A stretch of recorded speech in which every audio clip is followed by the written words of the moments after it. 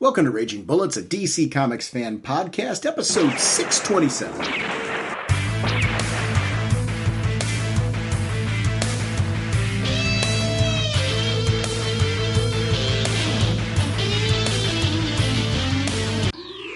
Welcome to Raging Bullets. I'm Sean Wayland, drnorge, and I'm joined as always by my co-host Jim, the sensei of the whatnot, the Duke of the Sultan of Strategery, the indestructible bridge-defying, is patiently waiting for Sean to finish exercising his face muscles so we can start this podcast, and the elder statesman of the podcast, Segulin.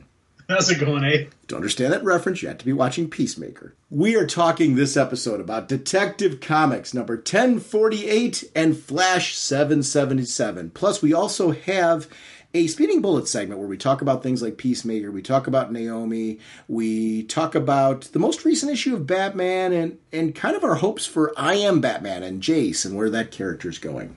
We are sponsored as always by DCB Service and InStockTrades.com. Jim, what is going on over at DCBService.com? We've got Shadow War Alpha, issue number 1, 40% off, only $3.59. And we have Trial of the Amazons, issue number 1, 40% off, only $2.99. Thank you, DCBS. Over at InStockTrades.com, there's always really cool new releases. Batman, the No Man's Land Omnibus hardcover, volume 1, $125 book, 42% off, only $72.50. Batman vs. Ra's al Ghul, the Neil Adams series that came out so recently. $24.99 regularly, 42% off, only $14.49.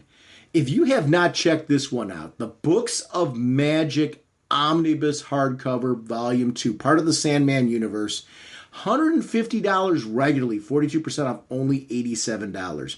When you're looking for collected editions, if you're looking for books and looking to get amazing deals, check out InStockTrades.com. And I want to thank both companies for continuing to support our show. Mr. Segulin, what kind of a podcast are we? Raging Bullets is a spoiler podcast. We go in-depth into plotlines, story twists, and whatnot of the comics we're discussing on today's show. So, if you haven't read the books, you may want to come back later so you can better enjoy the show. Let's talk some comics. A scarlet costume ejects from his ring, and in a blur of motion, police scientist Barry Allen becomes the Flash. Hey, Jim, as we kick off the show, there's a few things I want to talk about. The new Naomi series there. Did you get a chance to watch the first episode? I haven't had a chance to watch it yet. So it's really good. If you haven't read the book or you don't need to know anything about Naomi, it kicks you off on the ground floor. It's a really good adaptation. It doesn't follow the comic book page by page or anything like that, nor is it intended to, but thematically it feels like the same Naomi we got in the comic. The casting, the girl who plays Naomi, and I don't have her name right off the top of my head right now, but oh my gosh, she is so perfect. She feels like the character come to life. Whether you're reading her in the original Naomi miniseries or you're reading her in Justice League, this is that character. She gets the character. She embodies it. What I love about it is there's a mystery to this. And there's elements being put in the TV show that were not in the comic because the comic was this limited series that was short. The intention was obviously for the character to branch off after that and, go on to other things like we've seen in Justice League now. Well, this is now setting it up for a TV series. So now we're getting a lot more of the backstory of Naomi, her origins.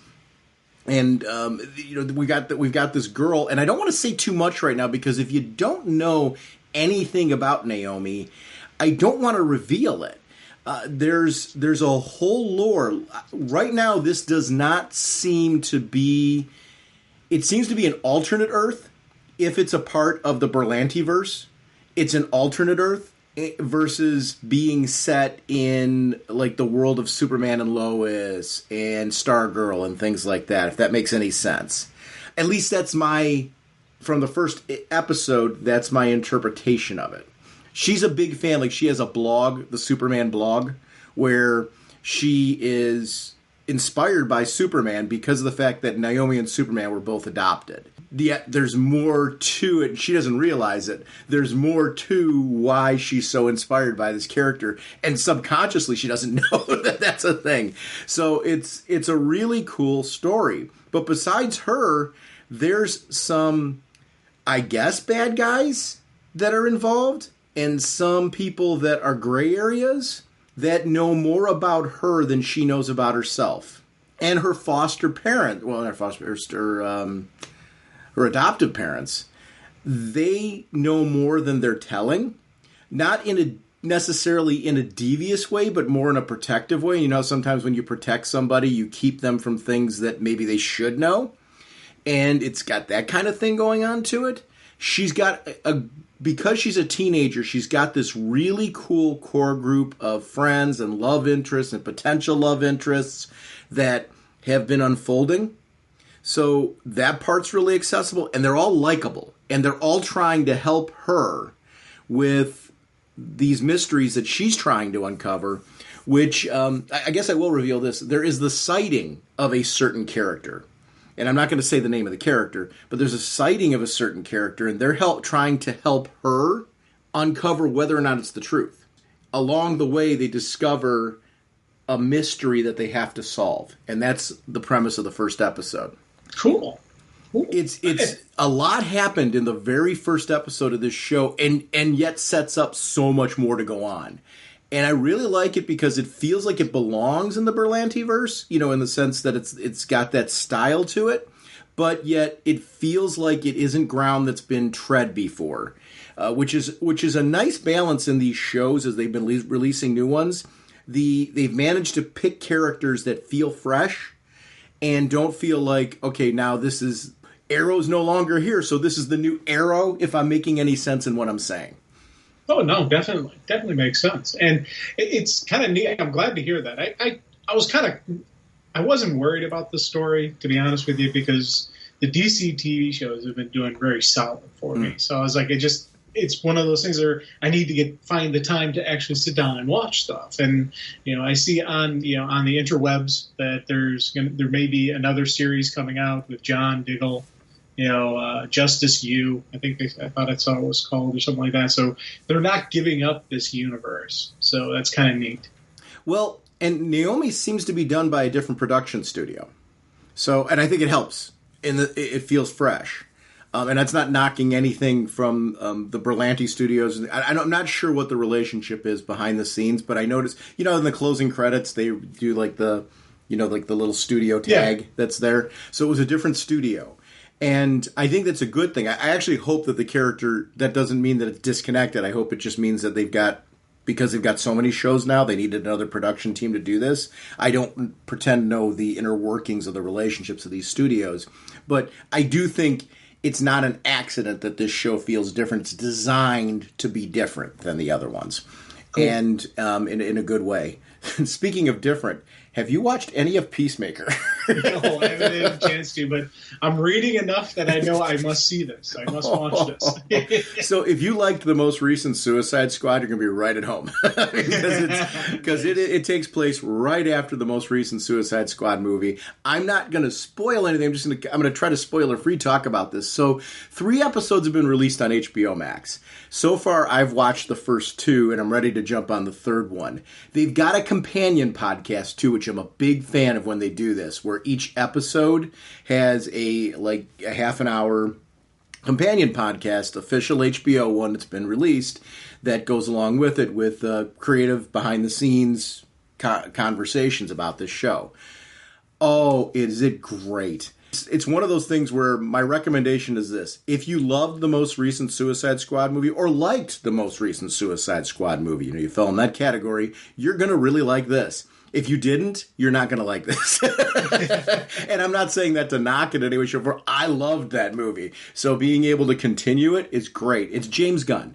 And seeing it in a series format like this, where you're getting, you're going to get a certain amount of episodes, it's great. It's some of the cast from the film is back in it. There's some surprising people from the film that are in it. There's a lot of character development in it. There's another DC character who's in it that, it's funny, under other circumstances I would be upset by the portrayal because it's a favorite character of mine historically.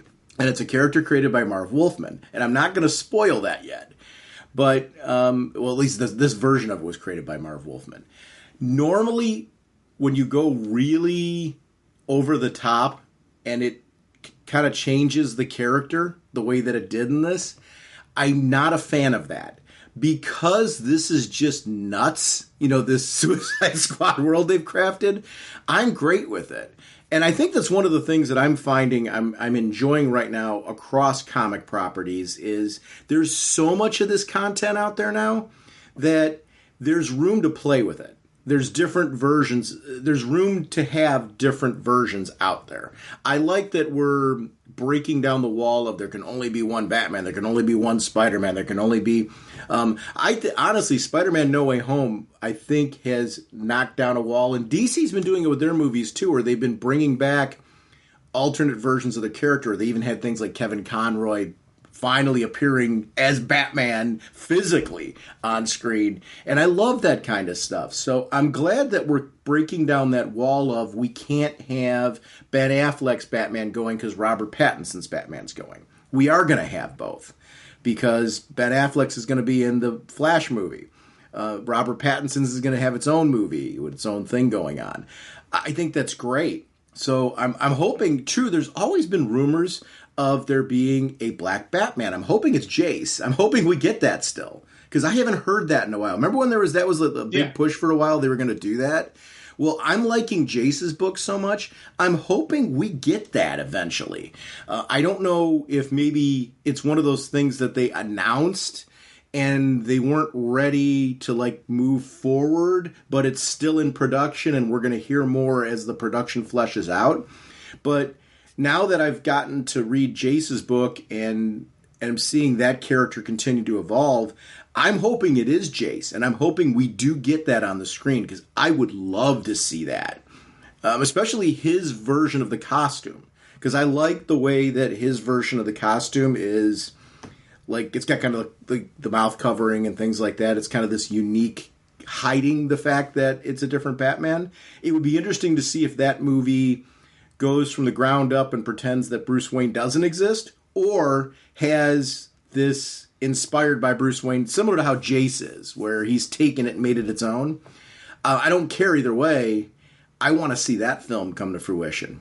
Did you get to see the Batgirl shots that were out there? Seeing the new from the Batgirl movie? Some of the Batgirl clips or just the images and whatnot online. That's, again, that costume looks awesome. I'm very happy. Very... definitely, based on what we've seen in the book. So I like that. I like when I see that it's obviously there's going to be some influence. So that's kind of cool.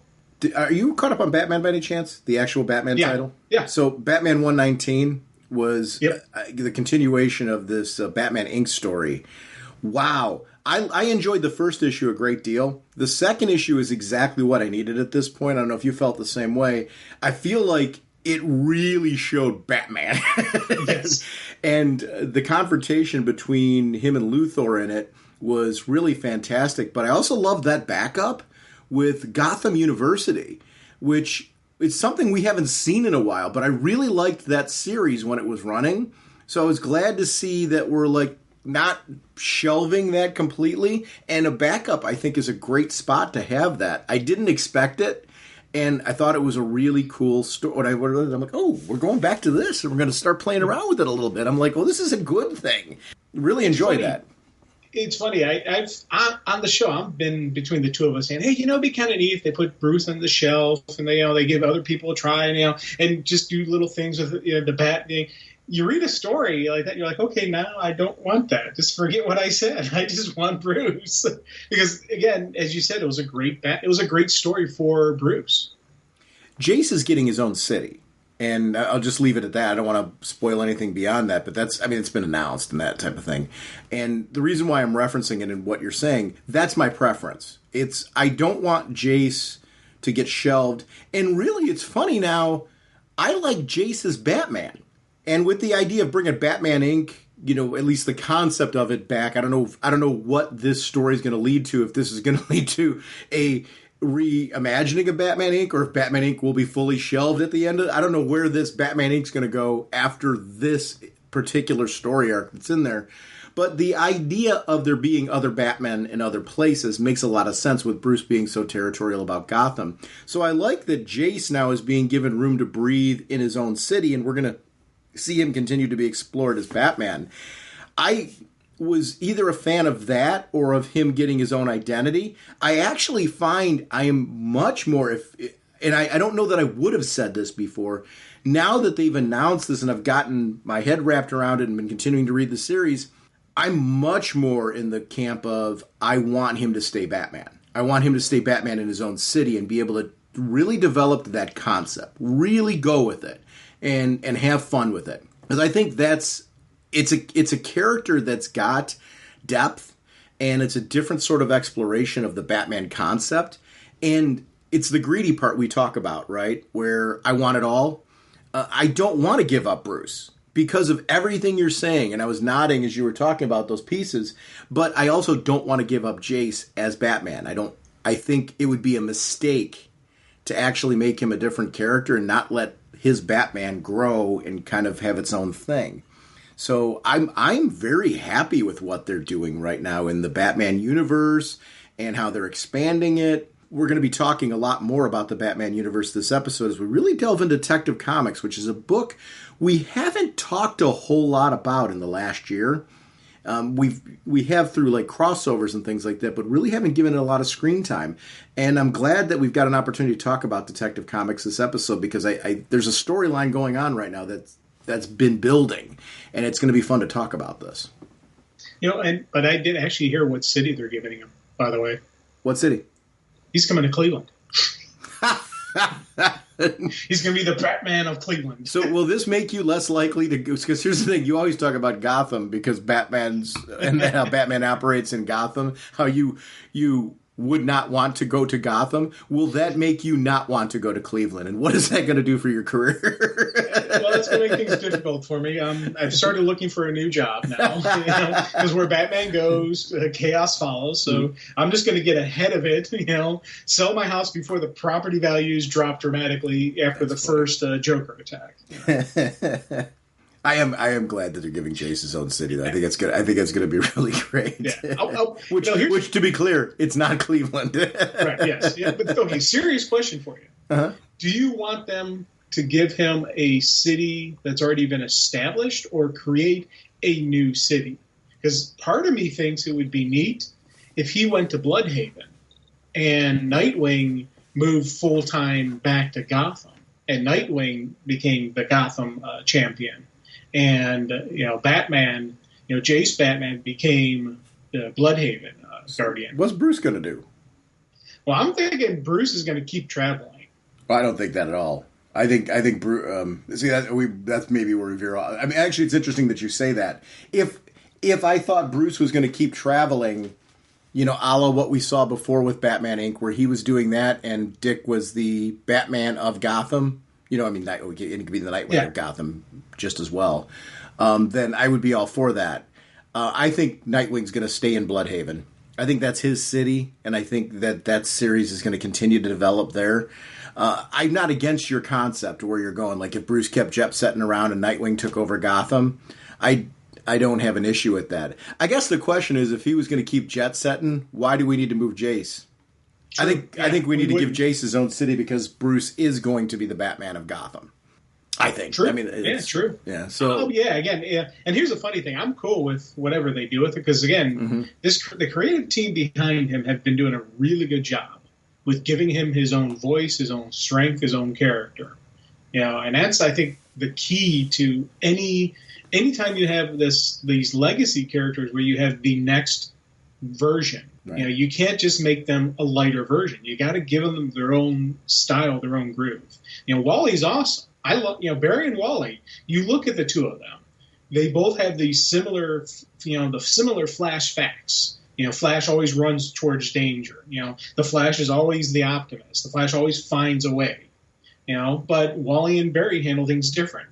John and Clark both are Superman. Both are, that dun-dun-dun, step-up champion. There's always going to be a way. I will save the world.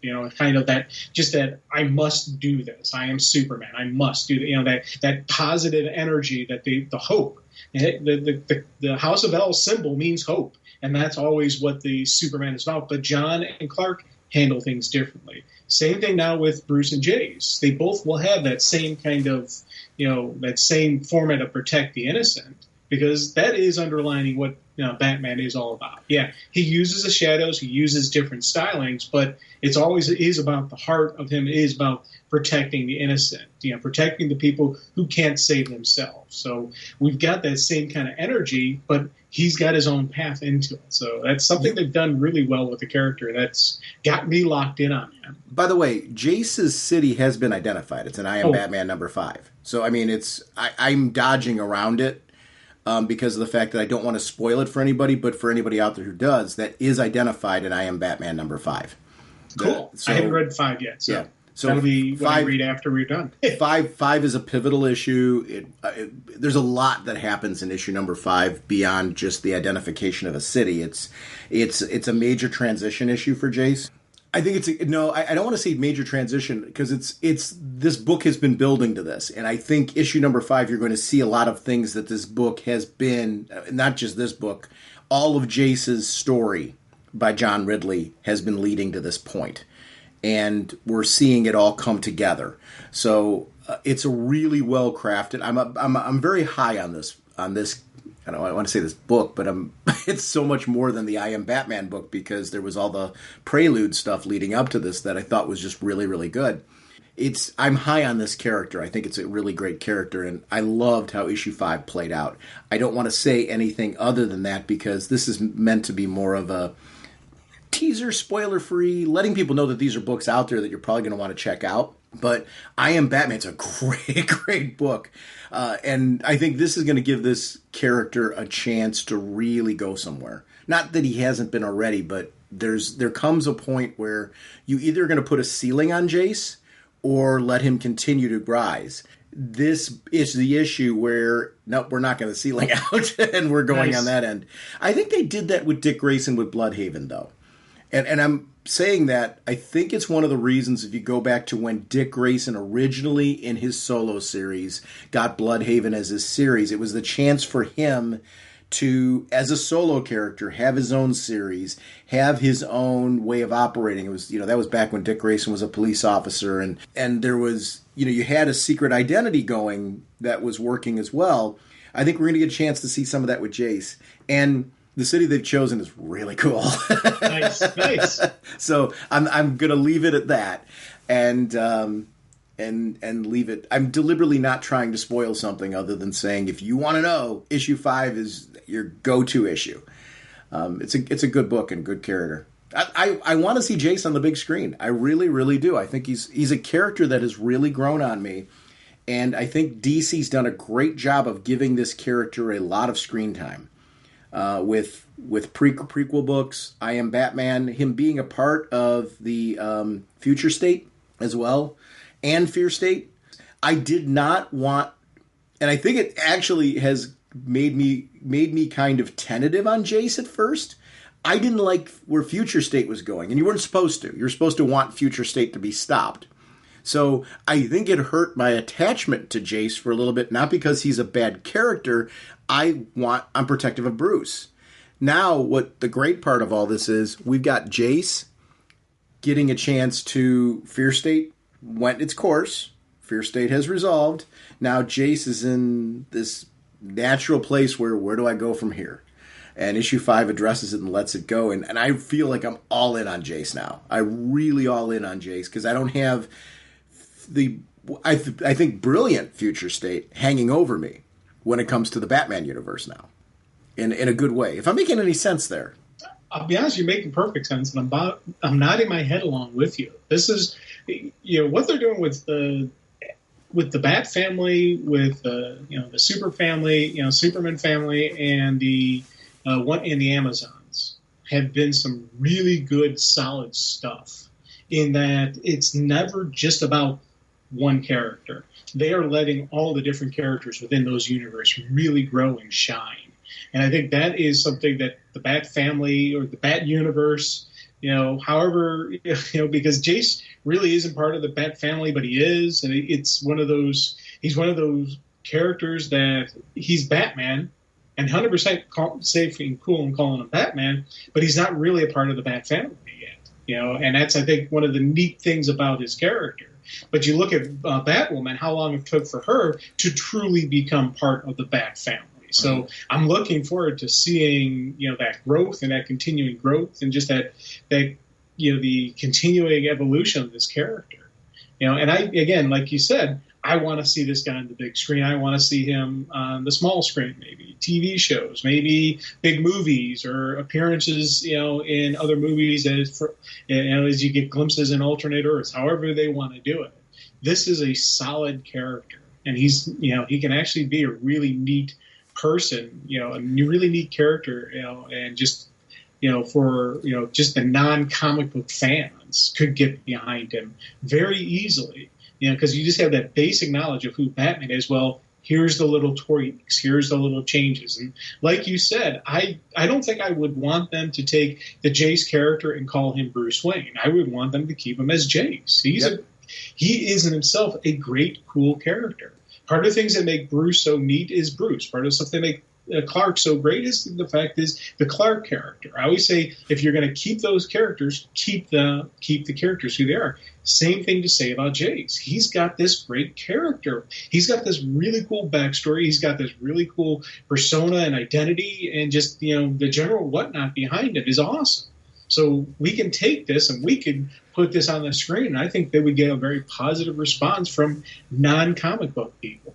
I think so too. And here's the thing. I think the story here you can very quickly explain on screen. As far as what his relationship is with Batman and make it work. I really do. I think this is a template for a movie. I think you really got... I'm not saying that you need to do the comics verbatim, but I'm saying you could tell a really good Jace story on the big screen and make the distinction over what is unique about his Batman and give it a chance to grow. I think it's really cool. If you take a look at what Sony's doing, for example, with its Spider-Man universe now, where they've got the animated Into the Spider-Verse movies going, there's going to be a second one of those. They're playing around with multiple versions of characters and having them come on. You could do the same thing with the Batman universe now. I think they really need to take a look at because people ate that up. That animated movie, I think, was a much bigger success than Sony was expecting. And I think, the reaction to the most recent Spider-Man film was through the roof. I mean, it's the third film in a series. It had a huge reaction, which isn't normal. I mean, as sequels go on, typically, from a historical standpoint, people tend to become more critical of the sequels as they go forward. I'm not saying there aren't critics of the most recent Spider-Man movie, but I think it's the same amount of critical reaction to the first one of this batch, you know what I mean? So I think what you're getting right now, box office dollars are showing that people are very into these properties. And when you don't have to dumb it down, because I think there was a thing with that for a while where, we can only have one Spider-Man or one Batman or one Superman or one, this because it's going to confuse people. People are smarter than you're giving them credit for, and people like this wacky stuff. Have fun with it. As long as you bring it in, don't over-inundate them with a bunch of stuff that, you need to have, a encyclopedia of comic knowledge with you. Stuff that you can organically feed out on the screen. Don't treat people like they're dumb. They like cool stuff where they're like, wow, that's different. That's neat. Why is Shang-Chi why did that movie do so well as a shock? Because it was a great, accessible movie that was wacky and different and fun. And, I'm glad to see that's one's probably going to get a sequel because of the fact that it surprisingly did well. So I think you can take some of these unique concepts and ideas that before we thought didn't have any legs to them, and as long as they're done well and delivered well, you're going to have these cool properties. It's a neat time. It's a neat time to be a fan. Just the wacky. We're seeing some wacky stuff come out. Yep. Oh, no, you don't. Our first discussion this episode is going to be Detective Comics 1048. Mariko Tamaki is the writer, Ivan Rice on pencils, Danny Mickey inks, Brad Anderson colors, Ariana Mayer on letters, Irvin Rodriguez on the cover, Lee Bermeo and Jorge Fornes on the variant covers, Dave Wielgo's associate editor, Paul Kaminsky editor, Ben Abernathy, group editor. Batman created by Bob Kane with Bill Finger. And apologies for any name butchery. I was referencing in this last sequence about the fact that we haven't really talked a lot about Detective Comics on the show in, I don't want to say the last year. We haven't given a lot of screen time to it in general because of the fact that a lot of the big DC events relating around Batman have occurred in the Batman book. And I think in some ways we've done this book a disservice because of it, because it's been really, really great. I'm a big fan. I'm very high on Detective Comics. I'm high on this run. With this weekly event, you and I talked about, like, let's talk about this. So now we're 2 weeks into this weekly event, and this issue, The Tower, is here. What are you thinking of this event, of this series, Detective Comics in general? What has this book been to you? Well, I'll tell you, first off, with the weekly event, I love this. Just the fact that, we're going to get we've got this big story coming out about the Arkham Tower. So let's, instead of draw it out, boom, boom, boom, rapid fire, get it out. So I like the fact they're doing this weekly event. 2, this is an amazing creative team, and I'm enjoying this story big time. Both, the story, the written story, but and the visual look to it. I'm absolutely loving this. So I'm really digging this. And, the funny thing with Detective, it's been one of those books that I didn't really stockpile it. Right.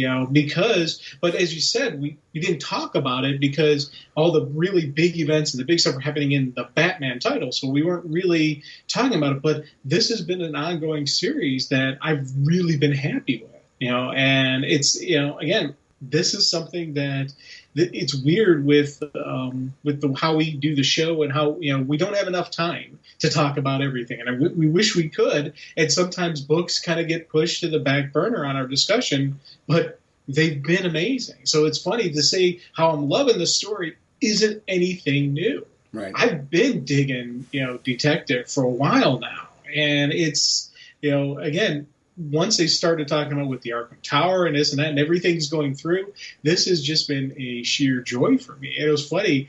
A lot of times I don't do rereads of prior issues for the conversation, but with this one I actually started and I went back and read last issue and then this issue. And it was one of those kind of neat things that, how this story is laying out. And I see me next week reading 1, 2, and 3. And then next week, 1, 2, 3, 4. And I see me doing this, going through and just reading them in order and, just getting the whole story together. Just so it's like, because that's, I think, the flow in the read through. So in my head, I'm already planning on getting the absolute version of this. I'm already planning on getting the hardcover, collected edition so I could sit down and read it, just as, as one story, So I'm already planning my future purchases. I laugh at every time you say that you're getting the absolute version of it. I'm like, dude, not everything gets put in an absolute edition. This is going to, if we have to start a letter writing campaign, we are going to start one. Because again, as I said, I read this issue. I did my standard three read throughs. I read it, then an art read through, then once again a full on just slow read, slow burn, read, enjoyment. And then after that, I'm like, hey, let me read issue 1. Let me read part 1. And then do part 2 immediately. And then it was something that I was like, I enjoyed it even more after doing that. This story, this read through is really cool when you do it like that. Yeah. So when those kind of stories that immediately ring out that you're like, man, this is really neat how this flows from one page, from one issue to the next. Those are the kind of stories that should be collected. Those are the kind of issues that should be given, a little bit more prestige to it. One of the things Detective has been really good for has been these stories, like during Fear State, it was the story of the mayor in Batman, and really the mayor's motivations. I actually really like the mayor quite a bit now because of the story that was told in Detective. I like how his relationship with Batman has evolved, and it's one of the reasons why you talk about you wanting Bruce to come back. This book is one of the other. I mean, I didn't need help wanting Bruce back, but there's story-driven reasons that motivate that. And I want to see this relationship between Bruce and the mayor, because it's going to be unique and different. I want to see that continue to evolve. And where is it going to go moving forward from here? Because, the mayor does not look at Gotham the way that it was looked at before Fear State, now that Fear State is wrapped up. The mayor was a big doorway opening up what happened on Fear State. Now the mayor's thinking has evolved, but what's that relationship going to be like moving forward? And we learned a lot of that in this book. I was nodding when you were saying you reread the first part of this before the second part of it because you just wanted to do a reread. This book's called Detective Comics, and I think one of the things this current weekly story is doing really well is this unfolding mystery of Tobias Ware. And where I think you're right, after reading the second part, going back and reading the first and second part together, knowing certain reveals that happen in this issue that we're talking about, you start looking for signs of this in the first issue. I like what they're doing with Chase Meridian. It's cool that they brought her into, it's anybody that's a fan of the old Batman movies, from the late 80s. It's, who Chase Meridian is, and it's kind of cool that she's being brought in for this story. But Tobias Ware is an interesting character. And I think going to be each issue, it's going to be a more and more complex development of this character. I am loving that unfolding mystery. I also love that we've got Team Batman without Bruce, because Bruce is off doing Batman Inc. stuff right now. They're infiltrating this all in various different ways. They're all working together, and it's nice to see. Like, I love Batwoman's role in this. I love what's going on with Oracle. I love Nightwing and what he's doing in this. I love that as they're continuing to move forward in this story, there's little bits and pieces of things that they are doing to try and uncover what is going on in Arkham Tower. Something doesn't feel right. The more we learn, the more we need to get involved, and the more we need to keep an eye on what's going on here. I really like that unfolding story in this. It's been great. But Tobias Ware's a great character. Certainly what you get on the surface in the first part of this story is just literally is just scratching the surface. I love this character. Oh, Toby's awesome, man. I'll tell you. And again, it's the especially in this one, you really see the young Tobias. You see him dealing with his mom, who, well, let's be honest, not the nicest person in the world. Mm-hmm. So he's coming from a messed up place, and Gotham City kind of goes hand in hand. So when you're villain, and I did air quotes around the word villain for Tobias, because I'll be honest, it's not completely out. I'm not completely sold that he is the big bad, but is he a villain? Is he trying to do good? What's his deal? He's one of those really different types of characters that I'm like, okay, where's this going to go with? Well, we saw what happened to him in the first issue, but how do we get there? Is he the villain? Is he the hero? How are they doing the fixes? How are they curing and helping these homicidal maniacs?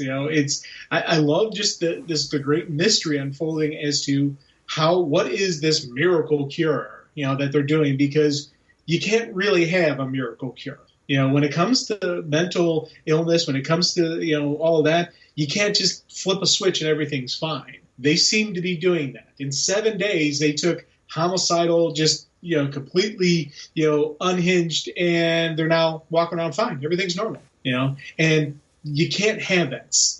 What caused that, and what's the price of that, and what happens when something goes wrong horribly with it. Right. Yeah, it's such an interesting story when you start factoring in all those particular components, and that's the part I'm really enjoying about this is every turn of the page there's something more that we're finding out about this story. Is he using drugs to somehow try and suppress their personalities? In many ways, wipe out the negative urges. It's when you see where the end of this issue goes in particular. At least as a child, he's like, screw them. So this is not you don't see the foundations of a kid who is this great crusader for protecting them and making them something more. Because he's writing off his mom too at the end of this issue, which is really interesting. So the end of this issue does not match what he's presenting publicly. Yeah, big and time. and either something changed along the way that has led him to want to try and do something for them, or he's hiding the real motivations that he has. And I do think it is that latter. I think he's hiding the real motivations. But I think you're right. I don't know, is he really a bad guy, or is it, that he's trying to, in his own way, stamp out crime? I don't know. And there's a whole ethical, I think, as we learn more about him, I think we're going to be having a lot more ethical discussions around what Tobias is actually doing. And do we feel he's a hero? Do we feel he's a villain? Do we feel he's somewhere in between? And I don't know how clean the answer is going to be. I don't think we're going to be calling him a hero at the end of this. No, I don't think so either. I think we'll 100% be calling him a villain. But also, if you remember last issue, how last issue, part 1, ends with them throwing him out the window. Right. So we know he's not long for this world. And I think that for me is something kind of like neat, because when they have their indicators, because that occurred on day 24. Right. And we're at day 12 when an undercover Batwoman is interviewing for a job. And we've previously seen day 7 was the press conference. It was the initial press conference that they announced, where they had, the initial bad guys and saying, so look at this, everything's fine and peaceful. So we're at day 12. So we're halfway to the halfway point to everything going crazy. And I like how they did that, because one, we can see how does everything break down, but there are some, neat stuff again that I didn't catch, like the last issue. They show them cutting off his finger, and in this issue we see why they cut off his finger. It's for the security stuff. So that was one of the things I really digged about how the story is laying out different parts. Yeah. I think it's one of those stories for us to see it gradually unfold like that is so much more satisfying, because it's a mystery. And they're embracing what should be the mystery aspect of Detective Comics. That's something that I think is really a strength of this book right now. This feels different in storytelling style to the Batman book. It's a companion. I mean, like, these books go together to give you a bigger picture of what it means to live in the Batman world. And I think that's really critical when you've got so much going on with Batman that these books need to feel different, but yet not so different that they don't feel like they're taking place in the same, like, concurrently, if that makes any sense. Yeah. They've done a great job of making this book feel like you can place where events are happening with what's going on in the main Batman title, yet they're not so beholden to what's going on in the main Batman title that they aren't telling their own great story in the process. That's a tricky balance. It's got to be part coordination of writers, coordination of editors, to really put that together. But you can read Detective Comics before Batman and be completely satisfied with the story you're reading on there. You can read Batman before Detective Comics and be completely satisfied there. You can be reading them monthly at the same time and be completely satisfied there. That is really strong editorial and strong writing, which is what's going on here. It's one of the reasons why I'm glad we're talking about this book. Boy, and the artwork is really good. It's Ivan Rice, so, and again, I'm probably butchering names when I went through the list of names, and apologies for that, because I think this book, the whole creative team, is just nailing it. So if I butchered last names, which I likely did in this process, I say with great love and respect, sorry, because wow, is this great. The writing, when it's done with great artwork like this, when it's this caliber of writing, really, really draws me in. And I love a good detective story. And this is it. It's such a good detective story. The person that's really a key one to watch in this issue is Harriet London. Yeah. The various appearances of the name Harriet London. Because later on in the story, when this kid's ambivalent, very kind about offering up pizza to his buddy, and you see where that money came from. Yeah.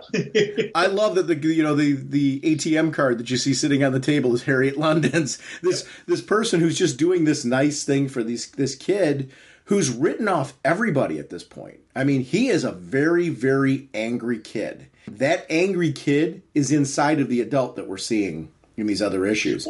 And I think they discover it, and that's why they throw him out the window. Well, he's 100% a con man. Yep. Because again, he was playing the really sad kid to get her to come in close and give when she comes in close and gives him a hug, tells him it's okay. That's when he lifts her wallet. Yep. It's a classic, pickpocket move. You get him in close, you either do the bump and grab or you do, something where it's, right there where she's not going to see the lift. And that's when he got the wallet. I loved seeing that because, again, it was funny because I said we put air quotes around villain. I do think he's 100% the villain, but I think it's going to be one of those really neat, weird storylines as to his path there. Yep. Because it's, again, when you have these major traumatic experiences as a child, and the mother attacking wasn't his life was his traumatic experience. Right. And that's what turns you into who you're going to be. You're either going to become Batman or you're going to be a villain. There's nobody really, you've got those, those either your hero or your villain making moments in life. And I think, we see him, where I'm assuming it is the villain side of it. Yep. But I want to know, I'm really curious, how does he cure these people? How does he, or what does he do? He even says it's a combination of chemical as well as, therapy. Wondering, where does he get the chemical? What is the chemical? Is it a mind controlling chemical? Is it some other? I don't know what. And it's I think the mystery, the unknown behind it is one of the things that's giving me so enjoyment. But also, I love seeing Team Bat just going to work. With Oracle sitting in the chair calling the shots. She's got the different people in different undercover spots, and they keep talking about with Stephanie. I'm like, where is Stephanie? Where is she in the mix? Because she's online.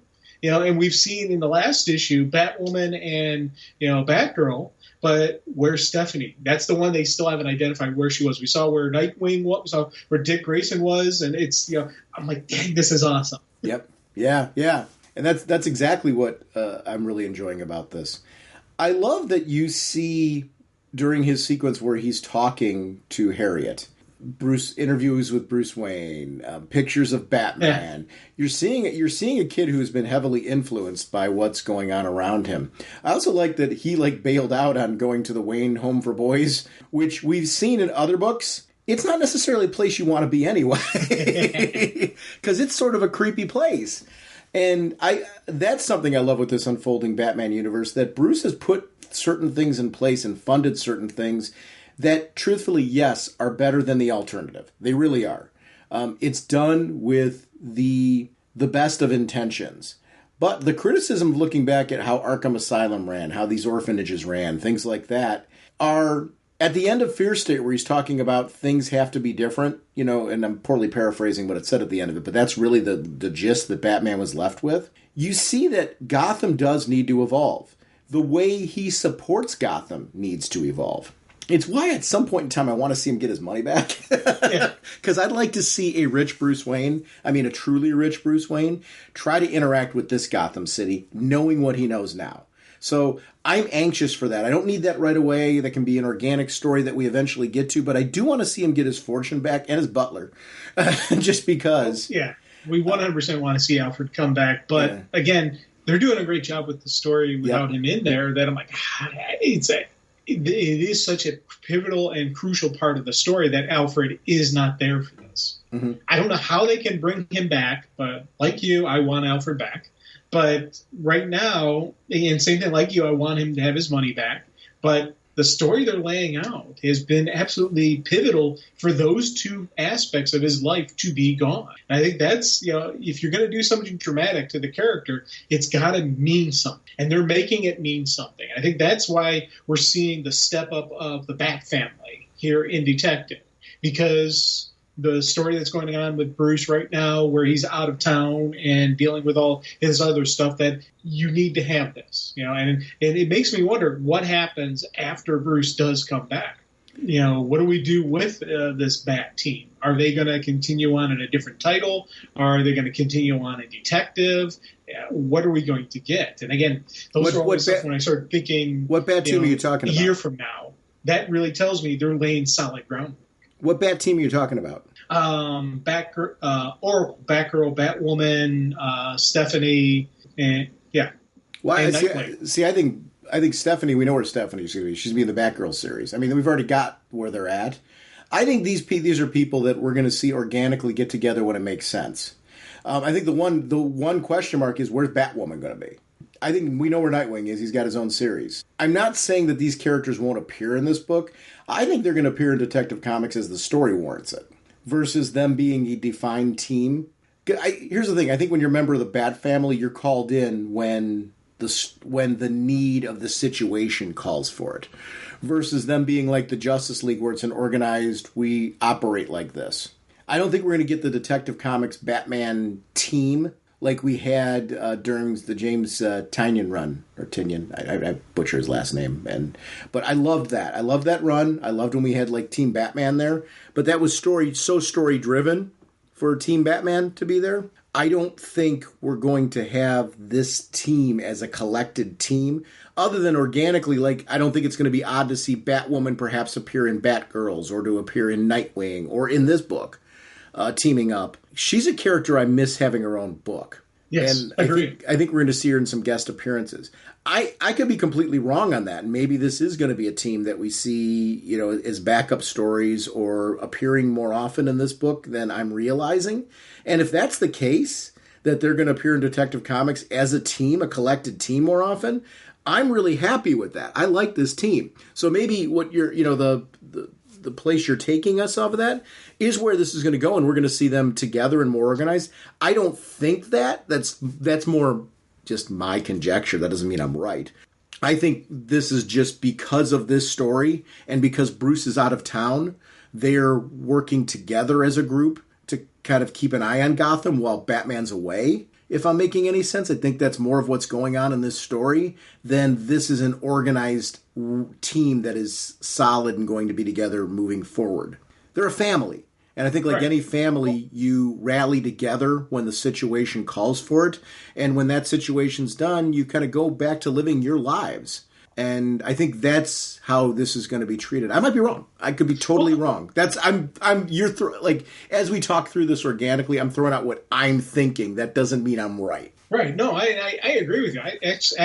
I'm thinking that's probably what we're going to get, where they're together now because they have to, and then they'll do their own things. And that's why I'm wondering where are they going to lie? Now, they each have their own individual titles, but again, as you said, I do love this dynamic of the team together. Sure. So I want to see more of that. And as you said with Batwoman, she's a character that I've always enjoyed that character, and she's somebody that, when she had her own series, I was 100% all in on that series. And, when they ended it, I was like, okay. But, as long as she keeps making appearances, but now I'm like, I want more appearances. You know me, I'm greedy. I want more. Feed me more.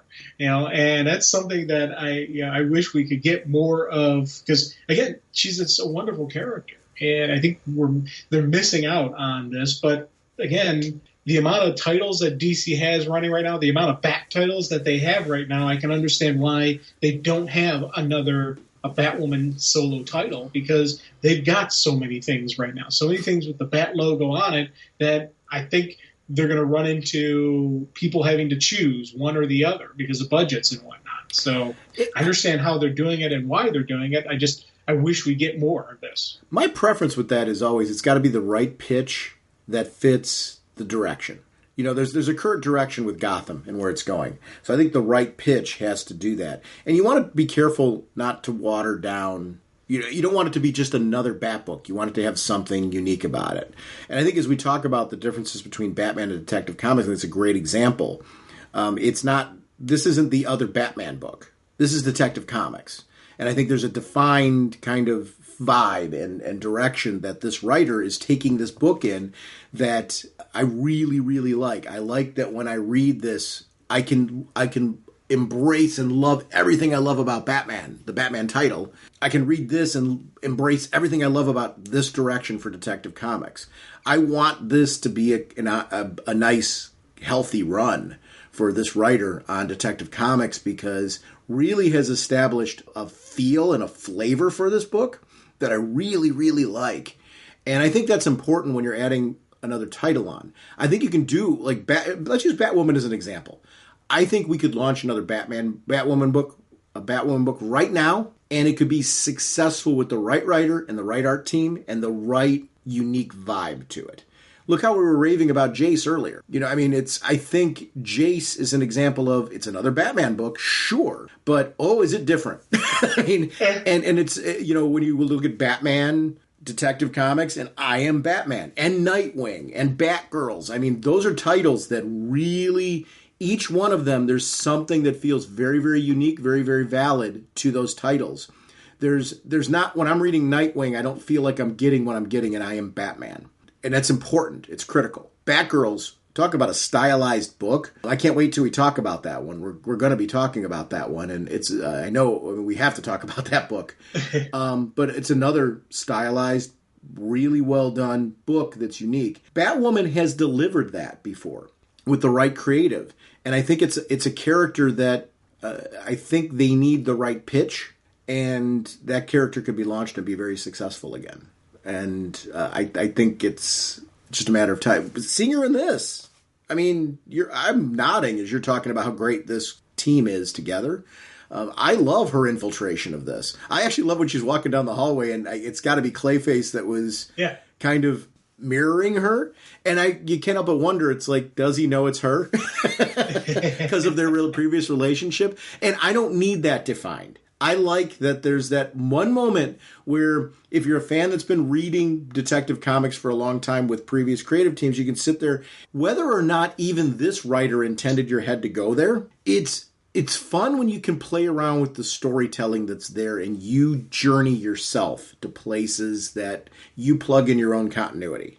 You plug in your own little elements. And when I saw that sequence, I was like, did he know it was her or not? I guarantee you they're probably never going to, or do they need to address that unless something comes up in later issues. Maybe it will. Maybe it will. But if it doesn't, I'm not going to feel cheated or anything, because the fun part is sometimes connecting dots that maybe the writer didn't even think you would, or the art team didn't think you would, depending on where that particular sequence came from. And it was just such a really cool sequence. No, the one thing I was wondering, the fake Harley Quinn. Mm-hmm. Could that be Stephanie? Oh, I don't know. Oh, I didn't think it. Oh, my gosh. Yeah? Because she's infiltrated. The only thing that's giving me pause on that is later Oracle asks her if she found Stephanie, if she saw Stephanie, and she said no. So either she doesn't know that's Stephanie, or that's not Stephanie. Or could that be the real Harley Quinn? That's her disguise is Harley Quinn. I wasn't thinking that was Steph, but hang on a second. She blew up a food court, no injuries, but it was quite a show. Some of the patients seem like they want to be caught. Yeah. So, wow, my head didn't go there until you're saying that. I would not be surprised to find that is Stephanie. Wow, that's a cool one. I liked that Anna Vulcan. Yeah. And her relationship with Batwoman, where Batwoman caught her before and now Batwoman's seeing her. And I like how she's kind of tentative as she's meeting her. You have lovely hands, and, it's kind of this uncomfortable, she's masking what's really going on inside her, but we as the readers are journeying inside Kate in that sequence where she's got the memory of what was happening there. And to see this woman clearly be so different than the crazed person that she encountered is interesting and eye-opening with this story. I love the way this is playing out. Oh, yeah. I tell you, there is just on multiple levels of, what is happening here. What are we seeing? Like you talk about with Clayface, well, who we think is Clayface, does he know that it's Batwoman, or was it just a simple seeing someone, and he just naturally does that? Seeing Victor Freeze going, I think I'm going to have an iced coffee, is it really a cure? Is it something else, or is Victor Freeze playing him? because Victor Fries is somebody who's intelligent enough that he could do it. And same thing with the Anna. We see in the first issue, in part 1, we see her as one of the ringleaders for the riot, and we see what she does, in that riot. So is she right now just playing them, or is it something else going to happen that'll trigger back to the homicidal maniac? I don't know, and I think I like that. Could Stephanie be Chase Meridian? I don't think so. Yeah. I think Chase is actually Chase. Yeah, I think so too. The only reason why I was looking at the fact that she and Batwoman really didn't interact. Right. Although she's coming in as Batwoman's leaving, so they would have seen each other there. I was looking for people that she didn't interact with, as far as did you see her? But she references, though, that she's there, she's a patient. I didn't see her, Nightwing. Yeah. So, oof. Yeah, so that's the only thing that gives me pause on that being Stephanie. Right. Interesting. Yeah. Such a cool story. Let's talk about that. Let's talk about this backup story that's there, because it's really a cool part of this whole scenario. You get this more, it's an earlier story. It's Matthew Rosenberg is the writer, Fernando Blanco on art, Jordi Belair on colors, Rob Lay on letters, Dave Wheelgo is associate editor, Paul Kaminsky editor, and Batman created, of course, as we said earlier, by Bob Kane and Bill Finger. So we got this House of Gotham, and it's chapter 2. And it's a really cool Clayface story with this kid who is being treated to be put into, or not treated, basically trying to be saved from this traumatic event, and walks down the hallway, and like any curious kid, he's following this trail of dirt and mud. I did not realize my first read through that, of course, that mud is Clayface. Clayface, yeah. How brilliant is that he goes and sees it? And this Clayface is interesting, because I really think benevolently he's like, this kid came in, he's harmless. He's trying to just have a positive interaction with this kid. But then Basil, of course, who would be set off by being called a monster, because that is, at the core, there was this actor who was beloved, who now is this horribly disfigured monster. And when he's called a monster, that sets him off. Yep. And this kid had this positive interaction with him that, now all of a sudden these orderlies come in, they're dragging this kid away horribly. He now is having this traumatic experience because of every adult around him getting it wrong. Right. And this situation that actually was just him playing, almost like playing in a sandbox with this mud guy, now turns into this horribly traumatic event. And he's put into this orphanage that, quite frankly, is in Gotham, which is creepy enough, with a headmistress, whatever you want to call her, that is running the place that looks just downright like this evil librarian. Yes. How is that better than being with Clayface? And I love the fact that the kid doesn't distinguish between Batman and Joker being the good guy. Especially the part 1 that we saw last issue, he's like, the one came, then the other came. They're both bad. He sees them both as bad guys. To the point where last issue, remember, he had a gun to Bruce, to Batman, and then in this issue when he's talking to Harley, he's, she even writes the comment about, how interesting, he doesn't distinguish between the two characters. How fascinating. And she's completely locked in on that, because this is Harleen Quinzel, so she's really focused on that. So I liked seeing that stuff. And then the kid, he's putting God in this orphanage, and he'll be safe there. And he looks out the window and he sees the creepy bat. So he sees the villain that he saw before. So it even makes it even worse on this kid. I'm like, man, this is awesome. It was. It's such a good. These backups being in both of these books is something that I'm really, really enjoying, because they're using it as a way to flesh out concepts that are introduced earlier on in the book. And it's something that's really interesting. It's where I'm kind of like, I don't know, Toby was pretty smart not going to the orphanage. I don't know. Not that I'm condoning what he did, as far as his choice of actions, but I'm like, I don't know that that's necessarily any worse than where he was going. It's a fun little story. And the artwork team is really good on that one, too. I like how gritty that one, because it feels almost Batman Year One in its presentation. And it's got Alfred, which anything with more Alfred is great. It's good stuff. This is a great book. You won't get away from me this time, Buster. Our next discussion is on Flash, issue 777. Writer is Jeremy Adams, with artist Fernando Pasarin, Pasarin, and Matt Ryan. Colors by Jeremy Cox. Letters by Rob Lay, Brandon Patterson, and Michael Atiyeh. Atiyeeh is on the covers. Variant cover by Jorge Corona, with Ivan Placencia as the variant covers. Associate editor is Chris Rosa. Mike Cotton is editor. And again, massive apologies to the art team and creative team on this one, because this is a beautiful book. Jeremy Adams' run on The Flash is really kicking off. I mean, we're really starting to get there as far as getting an idea of his direction for The Flash, his take on Wally and the family. And I like that there's a sense, you talked about before, how big a fan you are of progression. For the nice part is this, I feel this is a book that's very accessible to people that didn't read Wally West before. But I also feel like there's a sense of progression for those of us that did.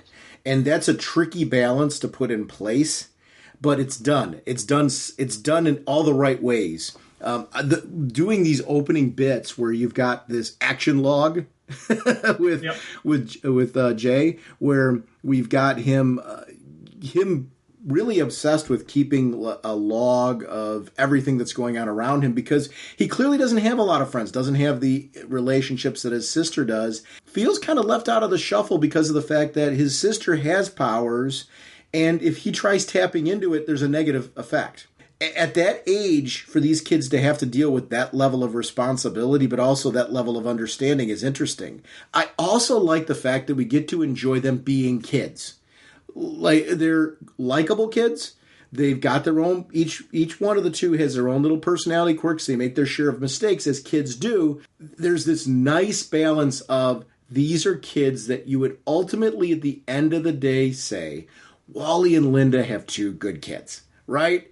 Yeah. But they're not perfect. No kids are. We aren't as adults. And that's the part that I think is really accessible about this. I love Linda. I love Wally. I love the kids. They've really done a great job of having a Flash book with this level of family dynamic and making that a fun part of it, while having this really kick-butt Flash story going on at the same time involving Eclipso.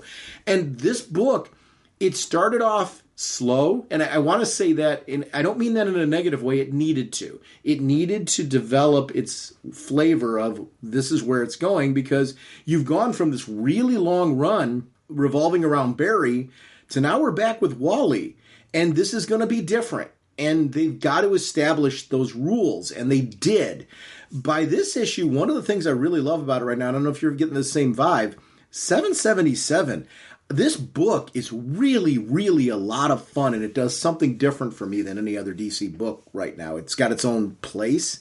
I'm so happy that I'm loving The Flash this much now, because I was a huge fan of the run that was going before. So we had Joshua Williamson doing this really long run that had these interwoven stories, that story A led to story B, led to story C. You could read them as independent arcs, but you saw the laying down of groundwork for larger story that was going on all the way through the run.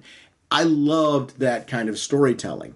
So he's got to follow that, which is a tough thing to do. We saw it happen with Mark Wayne to Jeff Johns. Those as an example, Yep. This type of thing in the Wally runs. You get to see it here with now another great writer who has taken this book to cool places. Now we've got a different Flash who we're establishing a different ground rules, and he's nailing this. I love. I don't know if you're getting the same vibe off of this, but I'm loving this book right now. Oh, big time. I'm getting the same vibe from you on this one. We are in complete agreement on that. And the only thing I will disagree with you on that is saying it started off slow. Really? And here's the thing. Okay. I think this started off hit the ground running, and no Flash, pun intended. They really did start going on it, but what it was they took the time, as you said, to build the family and the cool Flash stories. And I think that was the neat thing behind it. They gave us plenty of action going on, plenty of Flash action, but they also spent time on the family. So that's where I could see someone saying went slow with it, because they did take the time to really break down how the story is being told about the Flash as a hero and the family. But to me, I think I could see why you would say that, but for me, that beautiful balance that they did of the action and the family story really never felt, a slow start to me. It felt like they've always been going, because you think about it, from the very beginning of the run, they go from one thing to another, boom, boom, boom, and they're continuing on. And then especially in this issue, they really went heavy on the kids, but they still didn't take away from the Flash story. We still get to see really cool action of Wally and, Gem World. So I think that's one of the strengths of this creative team. They're following an epic run. How do you follow an epic run? You say, hey, we got more in the pipe. We got more coming down the line for you. This is now, and they're starting their epic run. We're saying the same thing. Yeah, I think because sometimes when somebody says something is starting slow, there's a negative connotation to it. I wasn't criticizing the book by it. I actually like the way you're framing it up better. I do want to be clear, though, that we're not really saying anything different. One of the things that I like about this story has been the development of it, and they've taken time for that development, which you could jump into action, and not take some time to stretch that out and let the family development, the background. We got to get to know this family again. So that's more of what I was saying. I actually like the way, I'm not actually arguing with anything you're saying. I actually like the way you framed it up better. But I want to be clear that what you're saying is actually what I'm saying. But you're framing it up better. I'm nodding and agreeing with you, because none of what I was, and I'm glad you're saying this, because I want to be clear. Sometimes when people say a book is starting off slow, it's a criticism. I actually like the pace of this book, yes, because of the fact that it is developing strong characterizations. I've got to care about these people, and I do because of the pace. So your framing of it is, I'm basically going to take some of what I said, and if you took anything that I said before as negative, please throw aside my explanation of it and go with Jim's, because I'm nodding as you're explaining it and going, no, we're saying this the same way. I agree. So I didn't mean to cut you off there. It's more yes to what you're saying, and please keep carrying on, because I actually am seeing this book exactly the same way you are. Yeah, I kind of figured that's how we were seeing it the same way, Mm-hmm. And I'll tell you, one of the things about this issue, it's like the prior issue, the daddy-daughter dance issue one, where it was really heavy focus on Wally and his daughter, and that was a really cool, again, and even those two fighting together to take out the bad guys, that for me was a really great issue. Uh-huh. But this one, I really do love Jay in this one. I love the Wally story going on and Gem World and everything going on, but I really do love just how they're giving this kid his own real voice in this. And even acknowledging how this action log of his, and it's his mom's idea to write it. It feels like homework, and just when he's just scribbling down everything he's seeing, he's putting everything in there, even to the point where he went to write publicist and didn't know how to spell publicist, so he scratches it off and says a person who sells books. I was like, man, that again seems like a very real kid moment, and I think that's something that I'm loving about this. That both the kids are really acting solid, like I would expect these kids to be. Especially you got a kid who had superpowers. We all dreamed of it, being able to do something superhuman. His dad is the Flash. How awesome is that? He was gone and came back. This kid has lived some serious adventure in his life, and now it's all gone, and he's dealing with it. And I love how he's dealing with this. At least 8 of the pages were devoted to development of the family. Yeah, that's something that I really like. I liked actually the pace of this book. It's something that I wanted to note because of the fact that I think the Flash, when it's at its best, my favorite runs of The Flash have been when it's not always about Barry or Wally, it's about all of them. And I think sometimes the family aspect of Wally's family has not always been handled well. It's been kind of an afterthought versus being a key component to it. And these kids are really, really intriguing. And I think this run is capturing what I really love about them. And it's important to do that because you can either really resent these kids or really like them. Yeah. Because they take away from screen time for Wally. You know, the comic's called The Flash. So you've really got to develop a family that, do I care about Linda? Do I care about the kids? This helps you to understand why this guy was so distraught for so long and what he was, when his family was lost to him. You kind of get where that all went. They've done a great job at, such a weird thing to say, redeeming Wally in some of the story arcs there and getting us to the point where, okay, now we're past this redemption of Wally. Let's show you why Wally's cool, why his family's cool, why you should even care. And I think this book has done this at a really, really strong pace.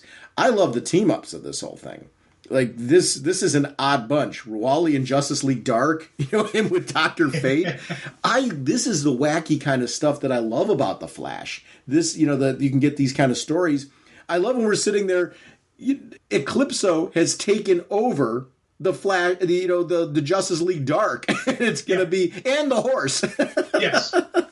That's such a great sequence because I think you should see that coming, and I didn't. Like, I didn't see it going to that when it did. I loved that it started going there and you saw the gradual build to it because you actually see it on the page before. They're gradually being taken over. And I didn't catch that until my second read-through, where it's actually 2 pages before. You start to see it gradually happening. I loved that was a thing, that it was gradually playing out that way. But not putting all the eggs in one basket. You've got that story going on, and we've got a cliffhanger going on with Irie and her friend, Jay, and what's going on in the forefront there, because he's looking out the window seeing all this, right? Yeah. Well, he's following her. Right. It's more action for his action log. And I love the fact that he was like, yeah, I'm going to get my sister in more trouble. All right. And again, it's a very real kid thing to do. But I'll tell you, with the Eclipso taking them over, yeah, that was something I loved in my, actually it was, in my art read through, because I was looking through trying to find when the takeover happens, and they did a great job showing the path of the takeover. How Etrigan was first, because you see with the purple eyes, and you see Etrigan touch someone, and then that's another, then that person touches, and you physically see them actually touch the next person, and it does the transformation because their eyes become purple.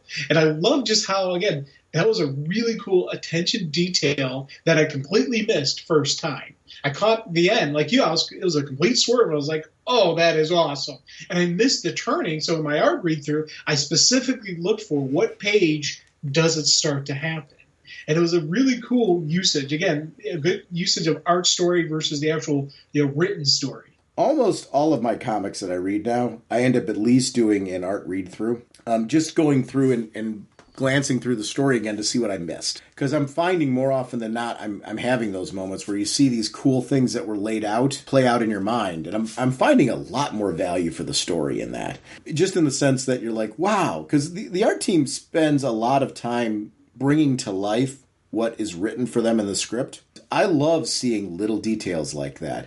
The gradual touching of people and adjustment of the team being, stealth added to Eclipso's control, I thought was so cool in the art. And it was neat. This art team this is a great art team. I'm really enjoying the overall visual presentation of the Flash.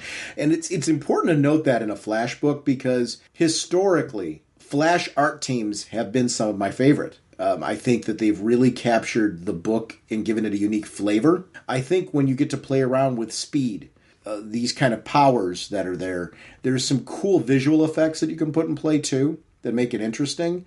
I also love the Flash's ability to transverse to all kinds of different worlds.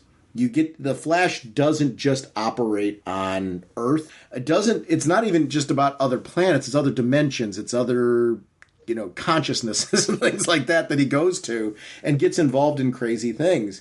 This whole spear storyline that was going on and this giant creature that, he gives indigestion to was so terrific. I really loved the whole play out of this story. It's very colorful. When you go we're talking about Detective Comics earlier on, which rightfully so is a very dark and moody Gotham world. I always loved the Flash in its ability to use color and really embrace a palette. And I don't, it's when you're reading a lot of comics, you want these books to feel different and to have a unique pop that's different to them. And wow, is this fun.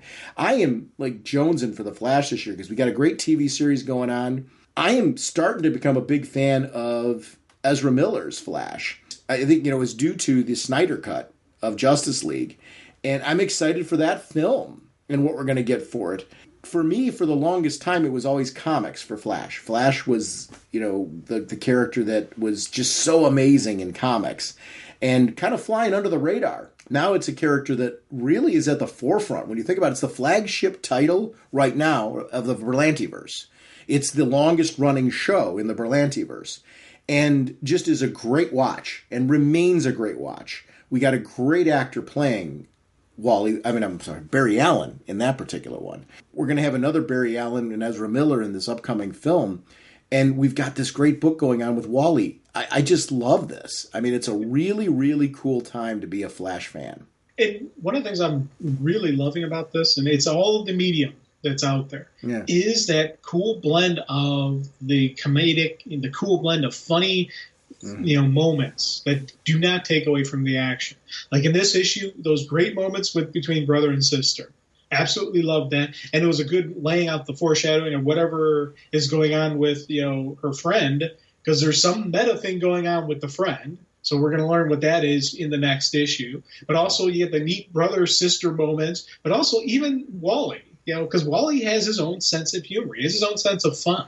Like when he's lecturing all the magic people saying, hey, this isn't a magic thing. This is a science thing. Oh, boy, Barry would love to be here, Just those little funny moments. And even when he's in the Dark Opal's prison, which is all diamonds, he's like, hey, these are all diamonds, right? And Chimp catches him on it. I know what you're thinking, kid, but you don't have any pockets. And I was thinking the same thing, going, man, that is just all these diamonds. I wonder, hey, they wouldn't miss one or two. Come on. The first, as I mentioned, referenced on the show before, the first Flash run I really read, where I was reading it monthly, just because I had the budget at the time, was the Mark Waid run. I was a big fan of Mark Waid. He was taking over the Flash. Got a chance to really read that run, and it was epic. It was big. It was everything I say about Joshua Williamson's run is what I loved about Mark Waid's run. It built over time, and it kind of set a standard for what your expectations were, and was not afraid to be accessible with humor and knowing how to put the right balance of humor in with danger and real character moments. His relationship with Linda really mattered. It was well developed. When I talk about pacing, I think it's the right balance of giving screen time to those moments that make you really feel that these are three-dimensional characters that have time. Claremont's run of the X-Men, there was baseball games in that, and I mean, those baseball games were important because it showed the team dynamic of the X-Men, them interacting at times where it's not about fighting villains, it's about them building a sense of strong camaraderie. In this book, it's these family moments that we're getting where Wally's not even a part of them, but we're seeing Linda and the kids and their interactions with friends and how they interact with school, and I love that. This is stuff that just makes this book a page turner for me, and is taking me back to a love I had for Wally West that I'm like, this is what I've been missing from this character. We've got it. We understand Wally. This book understands Wally, his world, what we care about him. You can't just bring Wally back. You've got to give him all the pieces parts. And it's okay to have their status quo be a little bit different because it is, but in that process, you still got to believe these are the same characters that were in those iconic runs. And you do now. They've gotten that. And it's something that's really, really strong about this. They also really did a great understanding of Justice League Dark. This feels like the team of Justice League Dark that I've been reading. They're well written in this. And they add something when you see Wally interacting with them because they feel so authentic to what I'm digging about them. It's really great. Amethyst. Who would have thought we'd be seeing so much Amethyst? And I love seeing her appearing like this. Because this is one of my favorite lines, talking about humor moments, where Wally realizes there's diamonds in this place. Yeah. I know what you're thinking, kid, but you don't have any pockets. Exactly. Such a great sequence. Because of course you would think that. He's a married man. It's diamonds. They're worth money.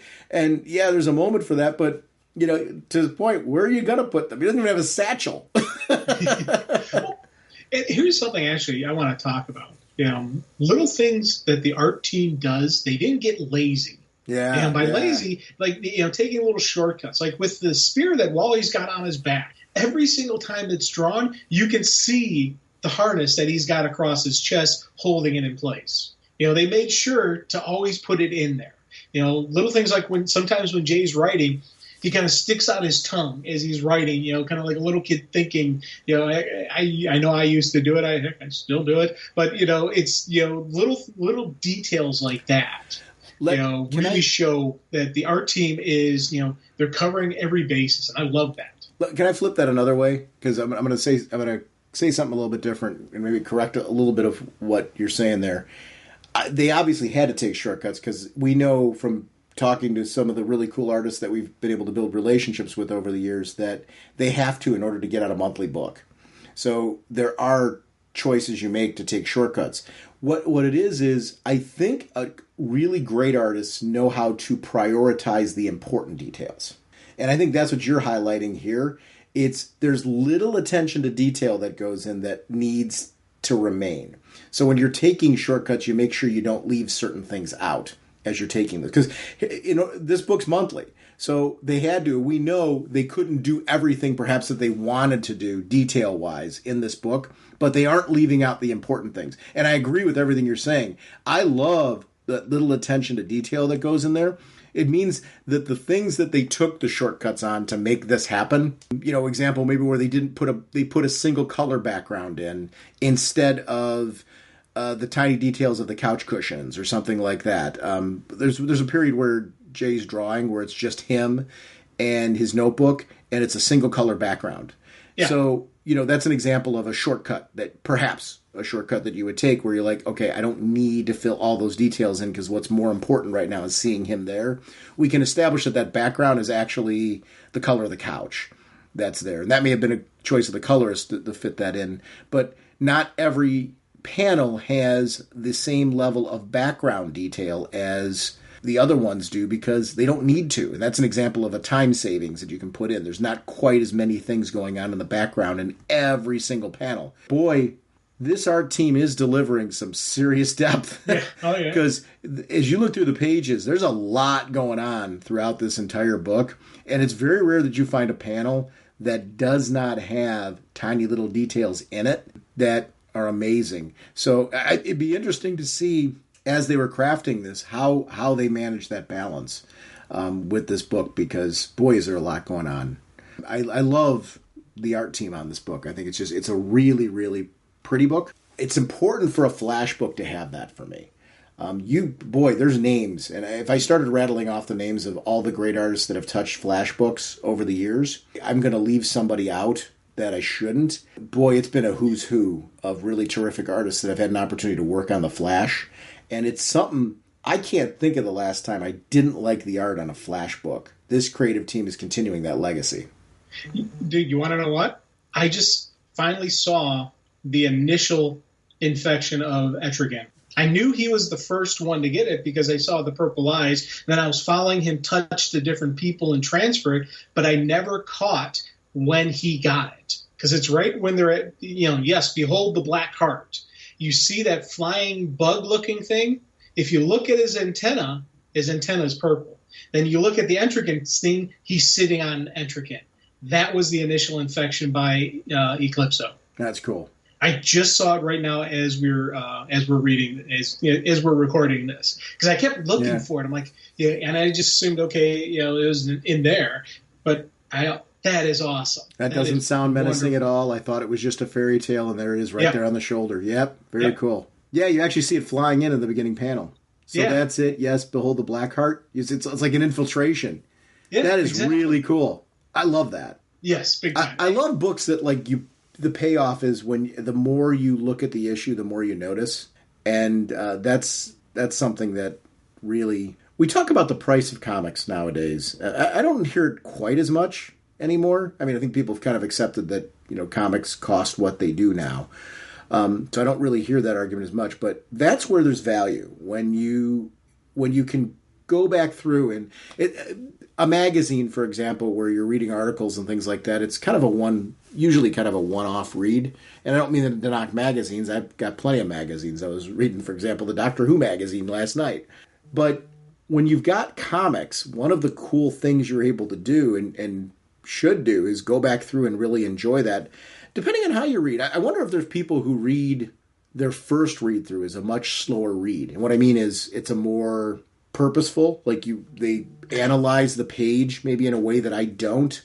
I think I like the visual, like almost an animated flow, if that makes any sense. When I read it at a pace where the actions constantly moving forward. The story is constantly moving forward. Then I go back and breathe and pace by pace. When you talk about your art read through, I always nod every time because I don't know if it's as simple as I do an art read through each time. And when I say simple, it's not knocking the way that you reference it. It's more of I do a second read through and it's much more visual, to your point, and particular, right? Because I'm guessing your art read through is one that's not fast paced. It's gradual. Am I getting that right? Oh yeah. It might, again, the way it is the first read through is just a read through. You read the comics, you go through. Then when I do the art read through, I solely focus on just artwork. I don't read anything. I just look at the image, and I'll take my time on each page, but it does go faster if you're not reading. If you're just looking, it does go faster. Like there are some pages that are quicker, than others, but again, it's one of those things where you're looking through, and that's where, as I said, I noticed the transfer, but I didn't notice that initial infiltration. And so it's not it's kind of a neat thing. Then, like my third read-through is similar to the art read-through, similar to the normal read-through, in where I'm taking my time. It's something I already know what's going on. That's what I'm looking for more detail. Again, going over the story again, what actually happened, seeing different stuff. Now that you know what's going to happen at the end, what clues were presented in the beginning, and a lot of times in like the third read-through is when I'm starting to think off page, but I'm thinking what could happen down the line. So it's, but the art read-through is just one of those nice, slow, casual enjoyments, where I take my time, and I actually will go back and forth. Normally when I'm reading, I'm going through, I read from beginning to end, and I read through it. With the art read-through, I'll flip back a couple pages and look at something. That's, again, noticing the transfer. Is I kept flipping back and forth, saying, oh, okay, there, yeah, oh, there it is. Oh, there's the eyes. Oh, cool, like that. So, the art read-through is a different kind of read for me. Yeah. I'd be interested to talk, if any of our readers ever want to call in and or write in and talk about how they approach comics. Like, what is your approach? Because here's the thing. If you and I really analyzed our approach, we always talk about, we seem to both do like 3 read-throughs for the show. But I guarantee you it's not as simple as you and I doing the same thing. I think it's very personal, as far as what we enjoy. Because we both do the same thing. We have this enjoyable exploration of the book that we've developed. And mine goes back to my childhood. I found that I got away from it for a while, where I was just focused on reading more comics and I'd read through an issue and then go on to the next book and then go on to the next book. What I've found since doing this podcast, which now we're heading on to 17 years? Is that where we're at this point in time? Yeah. We started doing rereads for the purpose of being prepared for the show, but I found that I was connecting with something I did in my childhood when I only had 2 books that I was reading at a time, because that was all my budget would allow. And rereading them was a way to... You talked actually earlier about Detective Comics, about how you went back to the first part of the story and read it through. I would do that as a kid, where you go back 3 or 4 issues and just reread the story for enjoyment, and catch things that you didn't catch before, because you didn't have the ability to jump from one issue now to the next, retaining what you had before. You're right. It's so nice now to be able to take bundles of books, or even the singleton issue, and go back through again and really feel the story sequentially. Go on to the next part and really enjoy an arc. It's why the people that wait for the trade, which there's a whole crowd that still does that and respect.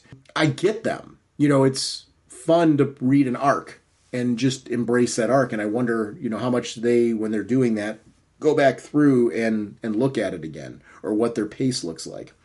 I'm curious. Any listeners out there, if you want to call in or write in or whatever and tell us, how do you approach reading comics? What does it look like for you? Is it a one-time thing, but you have a way that you prefer to do it? What is your approach? Because I really enjoy this aspect of the show when you and I get a chance to talk about this, because it greatly increased my enjoyment of comics.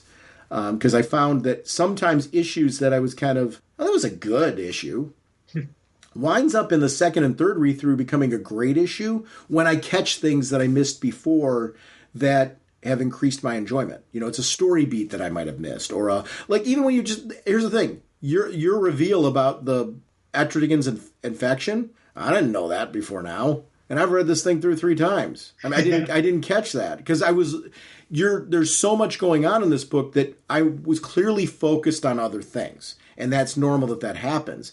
That's another layer of wow, this is really a good issue. I know, yeah. And that comes from those type of things. That's the part I really love and enjoy. Great book, The Flash. Like a human helicopter, the Flash rotates his body, rising faster, faster. I would like to remind everyone about our show voicemail line. It's 1-440-388-4434 or Dr. Norge on Skype. We love having you part of our show. Also, when you call that up, there's no way to put a message on that. Skype right now doesn't offer that option. We used to have that. So you're going to get this message like we're busy. Feel free to leave a message on there. If you prefer to get us via emails, ragingbullets@gmail.com. RagingBullets.com is our show website. It feeds into Twitter and it feeds into our Facebook fan page. We are also proud to be part of an amazing Facebook group community. I want to thank all the people for posting really cool stuff over there that's going on in the world of comics and pop culture. It's a great spot. I love catching things there that people are interested in talking about. And thank you for everyone who posts over there. We are sponsored, as always, by DCB Service and InStockTrades.com. Jim, what's going on over at DCBService.com? We have Shadow War Alpha issue number 1, 40% off, $3.59, and we have Trials of the Amazon issue number 1, 40% off, only $2.99. Thank you, DCBS. Over at InStockTrades.com, they've got the new releases, and there's some really cool books. Batman No Man's Land Omnibus Hardcover Volume 1. I'm a big fan of this story. $125 regularly, 42% off, only $72.50. That's a lot of content. Batman vs. Ra's al Ghul Hardcover, $24.99 regularly, 42% off, only $14.49. The Books of Magic Omnibus Hardcover. I can't give this a higher recommendations. What a great series. $150 regularly, 42% off, only $87. If you missed these books and are looking for them at a deal, go to InStockTrades.com. Brand new books at these great prices. I want to thank both companies for supporting our show. I also want to remind everyone about the About Us section of our show website. If you want to find out how to get in connection with us on social media and gaming platforms, that's the way to do it. We have links to that, and we update those regularly as things change, as they inevitably do. Our next episode, Jim and I are going to be back, and we're going to be talking about One Star Squadron and Justice League. We will see you next week. Bye. All right, you guys. Are you ready to sing your song?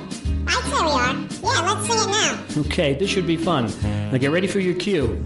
Okay, Sean? Okay. Okay, Jim? Jim? Jim! Okay. Raging Bullets time is here. We talk about what we hold dear. Comic books and TV shows. Superheroes and their clothes. Justice League and so much more. I just love Green Lantern Corps.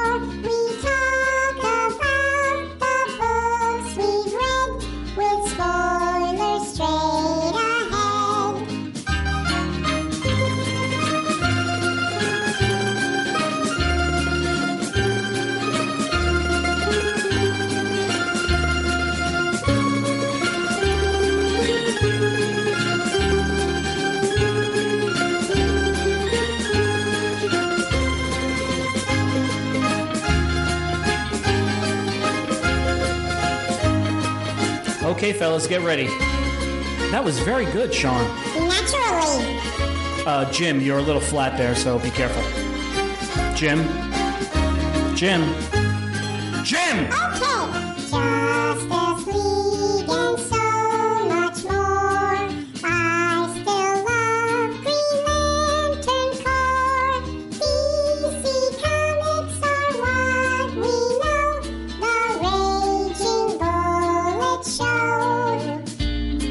DC Comics are what we know. The Raging Bullet Show. Excellent job, guys. Let's sing it again. Yeah, let's sing it again. No, that's enough. Let's not push it. Push it. What is that? Yeah, what are you talking about?